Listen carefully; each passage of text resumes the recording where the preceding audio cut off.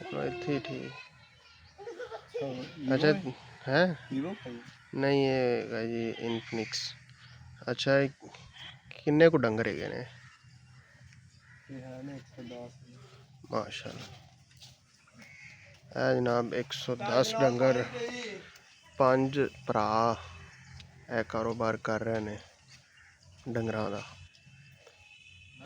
रोज़ी कमानी सौखी तो नहीं गई पर 110 डंगर माशाल्लाह अराउंड फिगर अगर आप 3 लाख एक मैं बहुत घट अमाउंट लाइए ठीक है। तो अगर 100 डंगर 3 लाख के हिसाब न 3 करोड़ रुपया है। 3 करोड़ के डंगर जनाब मिनीमम टू मिनीमम है बंदे चरा रहे हैं। अल्लाह पाक ने जरिए माश इन्हां दे डंगरां नाल लिखिया है तो बड़े खुश ने। ये जनाब सवाल ये पैदा होंदा है कि जरिए आमदन इहदे चों की बनदी किवें निकलदा है।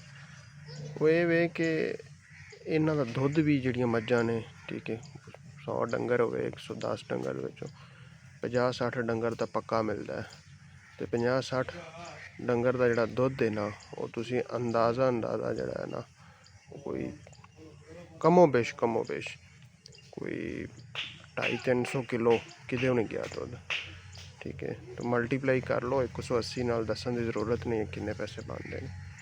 एक दूसरा जी पिछे लियारियां होंदियां ने पिछे जी झोटियां होंदियां ने वो इन्हां दी भी बचत है। मज्जां जेह्ड़े बच्चे दिंदियां ने जेह्ड़े झोटे होंदे ने कट्टे होंदे ने वो वेच दिंदे ने ते जेह्ड़े झोटियां होंदियां ने ओह् अगां सांभी जंदे ने।